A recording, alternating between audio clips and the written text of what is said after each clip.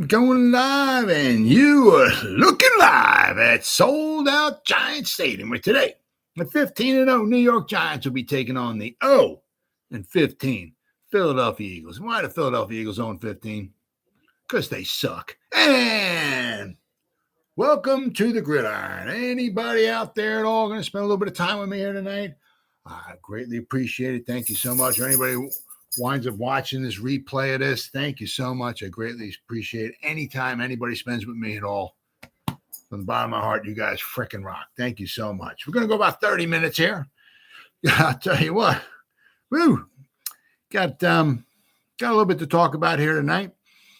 I guess for me, it was more shocking than I guess maybe like Paul Schwartz, who did like a little article on it and all. He was, I guess, surprised, that they let Martinez go, but not maybe totally shocked. Maybe kind of somewhere along the line, the writing what he said was maybe a little bit on the wall about letting Blake Martinez go. I mean, it had nothing to do with trying to save money. They let him go. And they signed Tyre Phillips, offensive lineman, who we'll go over that in a few minutes here. And they say, I think a little over 200,000, I believe it was. It was kind of almost the same thing like with Logan Ryan. Let Logan Ryan, I mean, they saved like almost nothing letting him go. But then they let Blake Martinez go, and they had to sign an offensive lineman. So now they're they don't have a lot of experience on the inside linebacker position. So, but apparently, Blake Martin, it wasn't like he fell out of favor or not. It was also a little surprising too, because he had been voted captain for the Giants. Okay. And the Giants had 3 captains on defense, and he wasn't one of them. Okay. Coming back from his injury. But apparently, I think would seem more and more like with the Wink Martindale, defense that he likes to run. Blake's amount of snaps that he was going to get was just going to go down. I mean, when Patrick Graham had him, right, he was calling the plays. He was the quarterback on defense. He had the green dot calling plays and everything, and he made 151 tackles, I believe it was. 2 years ago. They said he played in 3 games last year. I mean, I think it was the first drive of the 3rd game against the Falcons. And I got to look, but I mean, it could have been like the 3rd play of the game or somewhere. I mean, it was early in the 1st quarter against the Falcons. I mean, Ryan throws a pass to Cordarrelle Patterson, like out in a flat. Cordarrelle kind of puts a little juke on. Cordarrelle plants and goes one way. Blake Martinez plants his knee and falls to the turf and never gets back up again, and the season's over. So, I mean, he played a little over 2 games last year. But it just seemed apparent that, what they have in store for him as far as plays being called and all, involving Blake Martinez on the field, which just seemed going to be kind of dwindling down. I guess they had no intention upon re-signing him. They wanted to go, I guess maybe, I can't say really younger. I mean, he's not that old, but he's got some tread on his tire. Plus he's coming back from that injury and all and everything. But he wasn't calling plays. All right. We got the X-Man 2. We got Oshane Ximines. I guess it's X-Man 1. We got they call him X, Xavier McKinney calling the plays. So, I mean, it is what it is. I mean, so now, who do we lose? We lost Bradbury from last year, Jabrill Peppers, Logan Ryan, Blake Martinez. We lost. But you want to look at it also, getting younger, okay? And, a lot of those guys would require bigger salaries. Now, I don't know who Blake Martinez is going to latch on to. He's going to latch on to somebody, probably not going to get a boatload of money, but somewhere along the line, if he winds up staying healthy this year, right, he'll get himself another nice little contract, all right? But I guess the Giants just want to go in a different direction. That's all. It's unfortunately, it's a business. It's not always, a pleasant business, but it's a business. Now, in the New York Post here, right? Okay. They got And this could be from Paul Schwartz. I'm not sure. But New York Giants coaching staff never seemed to have much use for Blake Martinez. Now, why would you re-sign a guy? And I understand. I mean, he signed him in such a small contract. You know what I mean? It's like, I don't know. He was almost like doing us a favor by signing such a small contract. But why would you, re-sign a guy in the first place? I don't understand that. But the veteran inside linebacker, and it turns out Martinez will not be playing for the new staff as he was released on Thursday. So I mean, they're putting their stamp on the new team, okay, and they're just letting guys go if they have no use for them, or not no use, but I mean they don't see them as being a part of the future. They're just letting them go. So it is what it is. At least I don't know why. I mean, like you're letting them go, 10 games before the beginning. It's like, but it is what it is. Now he wrote here. I think, as I said, I think it's Paul Schwartz who wrote this. The move is surprising but not shocking to him, okay, given the nature of the way the spring and summer went down for Martinez. He was coming off a surgery to repair a torn ACL, an injury that was limiting him to 3 games last year. I mean, it wasn't even 3 games. I mean, it was, I think, as I said, I think it was the first drive of the 3rd game. So, I mean, he barely played in the 3rd game at all. All right. Martinez made it back to the field, which, getting injured that early in the season obviously gives you plenty of time to recuperate, get the surgery, whatever, and make it back hopefully by, this season, especially the first game. Now, it's kind of a surprise like with Shepard because he got injured late in the season and he still made it back, so let's see. Martinez made it back to the field, was able to participate in later stages of training camp and got into 2 preseason games.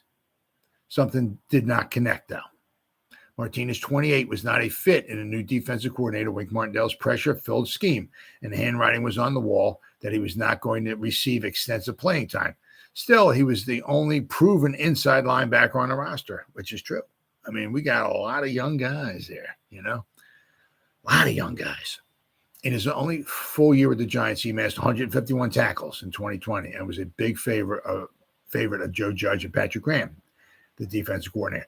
Graham entrusted Martinez with the green dot helmet, signaling the defensive calls to Martinez to relay to his teammates. Yeah. Martinez was considered the off-field brains of the operation. He's a captain, so I mean, once Martindale came aboard, he gave the defensive call responsibility to Xavier McKinney. Martinez was a team captain the past 2 seasons, but when the players voted to was revealed this week, Martinez was not one of the 10 players voted in as team captains. And this was not a salary cap dump. Martinez was scheduled to make $1.25 million after his restructured contract.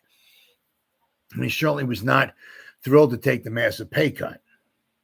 In 2020, he signed a 3-year deal worth $30 million.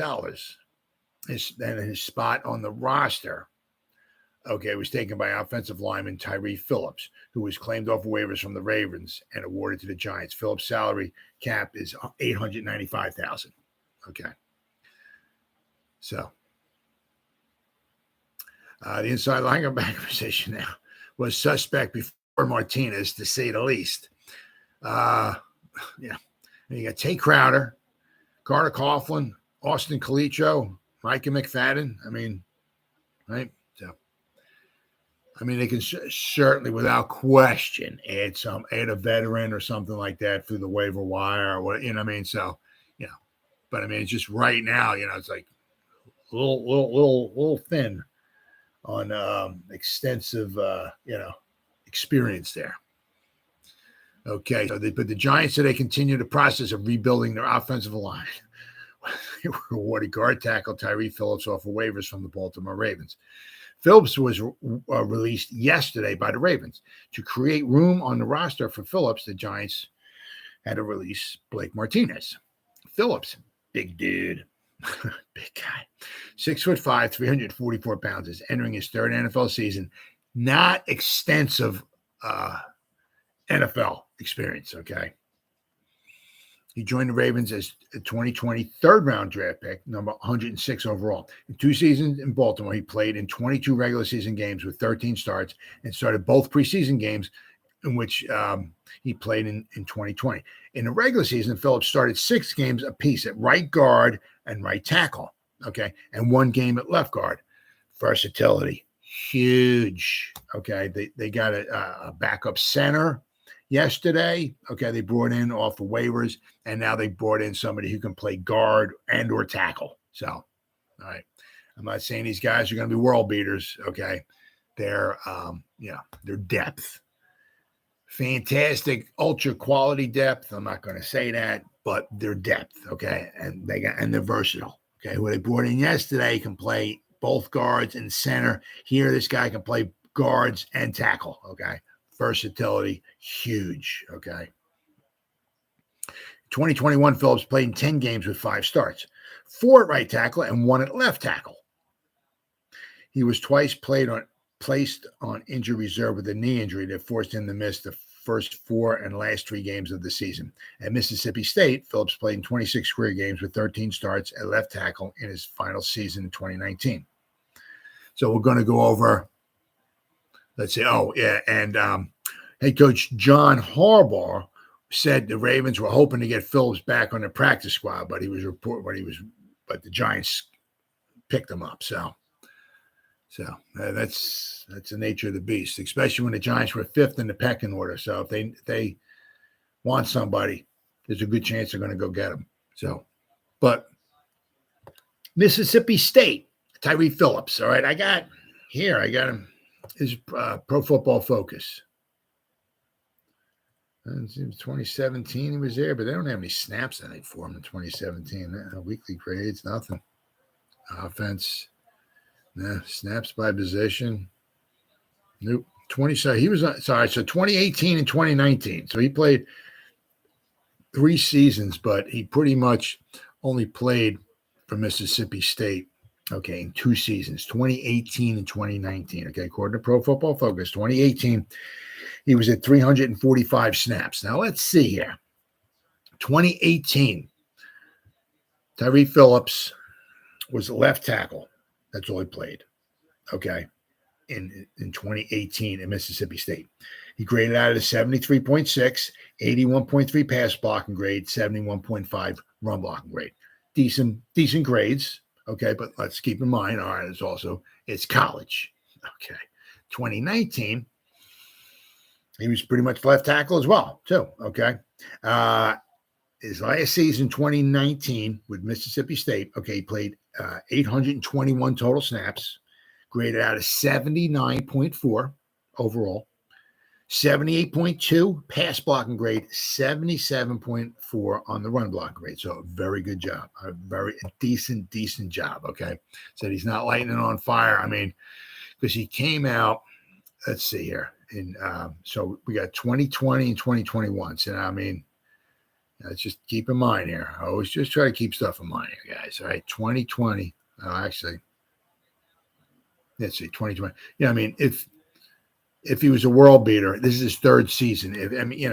I'm not saying he's never going to be decent or whatever, but I mean, if the Ravens let him go and didn't protect him and just kind of, if he was that good, I mean, he would be on their roster. Okay, he'll be on the 53. All right. But in his first season, he played right guard and right tackle. Okay. So in 2020, he graded out, he played 497 snaps, okay, at right guard and right tackle. He graded out at 47.3. 53.8 pass blocking grade, 42.8 on the run blocking grade. Okay. Not super spectacular. 2021, once again, with Baltimore. Playing 389 snaps. He graded out a little bit better. He graded out a 53.1, so he got a little better. He went from a 47.3 to a 53.1. His pass blocking grade was a 53.8. In his second season, it went up to a 63.1. And his run blocking grade was a 42. Basically, both seasons, his run blocking grade was a 42. So, I mean, nothing super spectacular, but he's a big guy. He's got versatility. He's young. He's cheap. Okay, so maybe he can latch on with the Giants. Who knows? But I mean, they certainly need all the depth that they can certainly wind up getting there without question. And so that's what he is. He's some depth. Okay, I mean, after a while, I mean, I'd be almost afraid some of these guys would be like, I got picked up by the Giants. Oh man, I mean, like, no, I don't want to get hurt. Everybody goes there and gets hurt. You got to figure one of these days, one of these days, or one of these years, the Giants are going to just start getting some guys in, and they're going to stay healthy. I mean, Kadarius Toney also seems to be on track to play in Week 1 as well too. So let's keep our fingers crossed there. I'm not sure once again if the guy actually wants to play football or not, but we're wiping the slate clean. I was not impressed at all last year with all his injuries he had. I mean, he play a game and he missed a game. He played 2 games and he missed 2-3 games, and he played a game and he missed a game. I mean, he had 6. He goes on COVID 2 times. He had the problem with the cleats. He had 6 different injuries he was listed with throughout the whole season. I mean, it just, I don't know. And he didn't play in any preseason games here. I mean, I'm really dying to see if this guy actually wants to play some football or not. But apparently, Kadarius Toney is on track. Hopefully, we keep him in bubble wrap, all right, to at least play in Week 1. We'll have to wind up seeing if he wants to get injured or something goes wrong with him in Week 1 and he misses Week 2. But as of right now, Kadarius Toney is on track, okay, to play for the New York Football Giants against the Tennessee Titans in Week 1. All right. Then I saw an article, all right, about Joe Schoen. This is once again from the New York Post, okay, from Ian Connor. But he does a very good job too as well. All right. Joe Schoen, the era will hinge on having a top flight Giants quarterback, which, well, I mean, can, Dable / Kafka, all those guys, can they mask, maybe with some of the deficiencies that Daniel Jones has? Yeah, I think they can. Sure. I mean, obviously, the play calling, getting the ball out of his hands faster, they certainly can. Absolutely. The thing I want to see is, what else can they do? I mean, can he cut down on the turnovers, right? Can he, will the Giants to a score late in the game when they have to score? I mean, he did his first start against Tampa Bay, got him down the field. Of course, Tampa Bay walked down the field again on our crappy defense, and their kicker missed a 31-yard field goal for us to win the football game. But he took the ball, marched down the field, and scored a touchdown when he had to against Tampa Bay. I don't know if he's done that since then, okay? So it'll be interesting to see. But this article here is interesting because, if they're just going to keep, Daniel Jones, well, he's all right. They didn't pick up his 5th-year option, so there's a good chance, all right, they may not be overly thrilled with Daniel Jones, all right? Now, the thing is with C.J. Stroud, okay, now Joe Schoen apparently is going to go see the game apparently in person tomorrow night, Saturday night. My team, Notre Dame, is going to play Ohio State, and they're probably going to get their asses handed to them because Notre Dame can never beat any of the big teams. If it's a big team, they can't beat them. And a lot of times when they wind up playing them, they wind up getting embarrassed. So, unfortunately, my Notre Dame Fighting Irish are going to probably get smoked tomorrow. But since the Giants are off, there's no football, no preseason, no regular season, nothing going on this weekend. So Joe Schoen can go do a little scouting. So on Saturday night, apparently he's going to be in Ohio State checking out C.J. Stroud. Now, the thing is with that, I mean, you kind of hoping the Giants will win more than 4 games. I mean, they got one of the easiest schedules in the NFL, okay? I tell you what, if they win 4 games, this year, there's going to be some mutiny on the bounty, let me tell you. So, I mean, they, look at them maybe to get 6-7 wins, right? I mean, I'd be happy with that. Going the right direction, okay? We're rebuilding. But the problem is just say 7 wins, all right, is now you're not picking 5th, obviously. Where are you going to be picking? Well, I guess 8 8 wins will get you picked 14, 15, somewhere around there. You know what I mean? So if you get, say, 7 wins, what do you be picking? Maybe 11, 12, 13, somewhere around there. So, I mean, it's CJ. I mean, and what winds up happening most of the time, not all, most of the time, okay, is the team who's picking number 1. Most of the time. Why are they picking number 1? Well, they stink, yeah. But they need a quarterback, okay? And if the CJ Stroud winds up, balling out, and he's going to go in the top 1 or 2 or so, all right? Yeah, and we're picking number 12 or 13, even if you offer up your next 500 draft picks to the team at number 1, they're going to say no. I mean, if CJ Stroud looks like the franchise quarterback of the future, you draft a guy and he's your quarterback for the next 15 years, barring injuries, of course, The team at number 1 is going to turn down any offer you got, period. Okay, so, I mean, if he does a really good job, he's going to go in the top 2 or 3 this year in the draft, which is quite possible, okay, because it's going to be a quarterback-heavy draft. I've seen a lot of picks where like maybe 5 or 6 quarterbacks might go in the first round.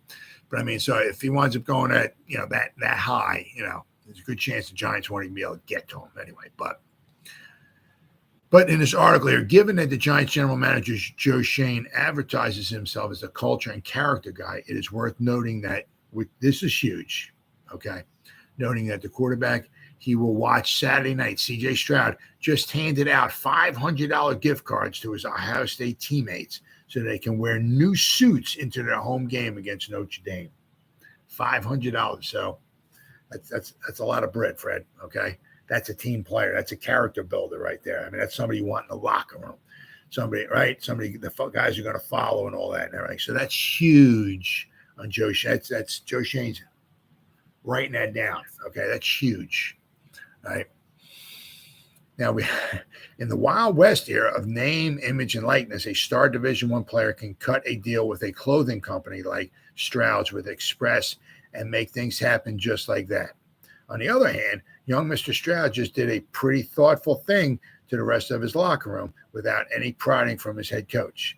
Schoen should jot that down in his notebook before arriving in Columbus, Ohio, just in case Stroud's name gets tossed around in the Giants draft room in their scramble for a new quarterback next spring.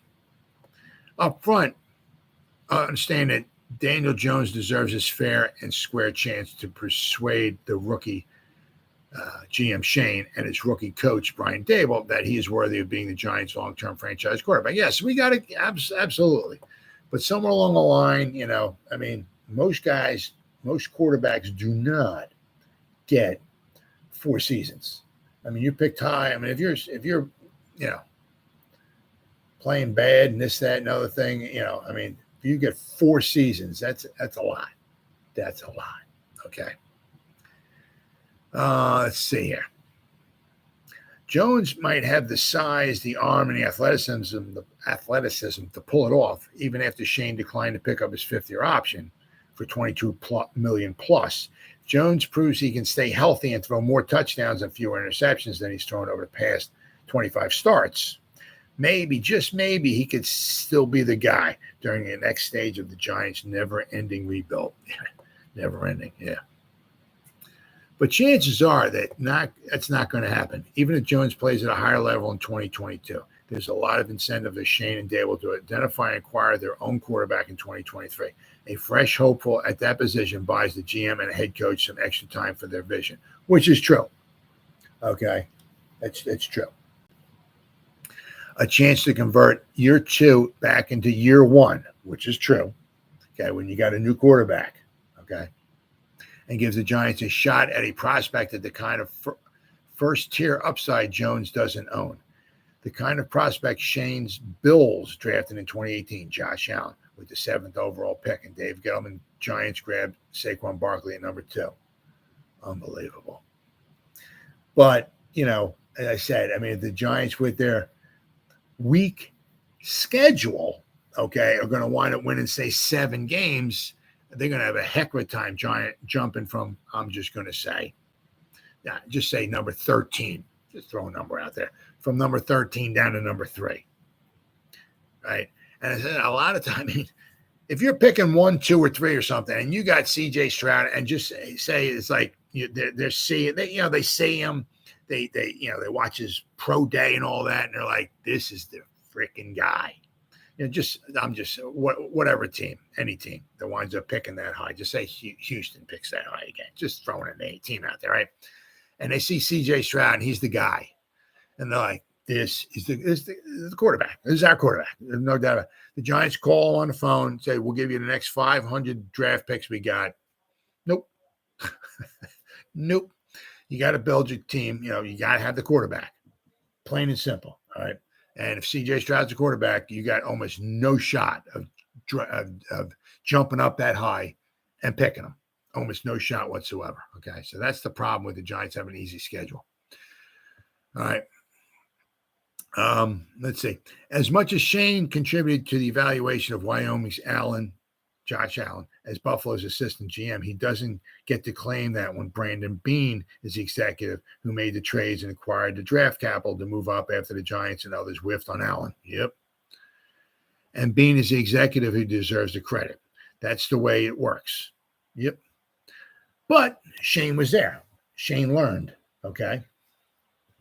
Before that fateful 2018 draft, one veteran NFL scout that actually sent word to a Gettleman lieutenant that the Giants and Browns would regret it if they kept Barkley and Mayfield higher on their draft boards than Allen. Of course, had the Giants selected Allen 4 years ago, Gettleman would likely still be in power and Schoen would be who knows where, which is true. It's just true. Yep. Those are the breaks in the game. Now all that matters is Shane's ability or lack thereof to find a QB1 who will be the next Eli Manning and win the franchise's 5th Super Bowl. Not that any such search was a matter for the public discussion Thursday when the GM sat before the news media ahead of the season opener in 10 days in Tennessee. Rather than go solo, Schoen was seated next to Dable. Yep. But Joe Schoen wound up answering probably 95% of the questions. Who's available to report on a daily basis, an apparent attempt to hammer home the message that theirs is a 24/7 partnership. They praised each other. I mean, all the questions pretty much got asked. Schoen wound up answering pretty much all the questions. Dable had a little bit, answered a little bit, not too much, but a little bit. But a lot of the questions kept getting asked to Schoen was like, what are your expectations for this season? What do you think? As far as I guess they were looking for like wins and losses. Then they asked him, I think, about Daniel Jones. What are your expectations for Daniel Jones? And they kept saying, I'm not going to give you, I have no expectations. I'm not going to give you any expectations. And the reporters would keep asking, so what are your expectations for him? They're not going to give them to you, But as I said, the thing is, that would be huge. I mean, because if they're still up in the air on Jones and they keep Jones and they sign him, they're stuck with him. Okay.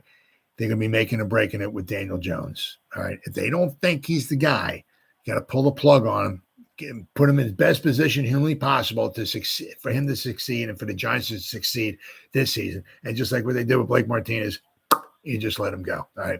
Then they got to go out and they got to find their quarterback. But I said, the problem is that, to try to get into the top 1, 2, or 3 for those, juicy quarterbacks is going to be very tough when you're drafting 13, 14, 15, 16, somewhere around there. So you're going to have to find, that 3rd or 4th quarterback out there, right, who can possibly do it. But, I mean, there's a good chance that, the Giants are going to wind up missing out on probably the top 1 or 2 quarterbacks because there's almost no way that they could be able to trade up that far to get them. And, well, that's about 29 minutes. We're almost going about 30 minutes. So there's a lot to talk about. I said, shocking. Blake Martinez got let go. Giants got another offensive lineman in. It's just some good depth. And Joe Schoen is going to be in Ohio State, watching Ohio State probably whoop up on my Notre Dame Fighting Irish tomorrow night. And he's going to be scouting C.J. Stroud, the quarterback from Ohio State. So, I mean, next year is going to be the year of the quarterback. So the Giants, wherever they wind up landing in the draft, there's a good chance that they might be in on that lottery, trying to get a good quarterback, as I said. But if they're picking anywhere around number 15, it'd be tough to trade all the way out. I said unless somehow if the number one team, doesn't need a quarterback, or the number one or two teams don't need quarterback, maybe they can somehow work a trade and trade all the way up and get the number one or two pick or whatever. But who knows? We'll have to wind up waiting and see. But as I said, anybody who spent any time at all with me, watching this live or going to watch the replay of this live, thank you so much from the bottom of my heart for just taking a little bit of time out of your day or night to check out this video. All right. You guys freaking rock. And you guys stay safe out there. And as always, go Giants. Woo! Oh, yeah.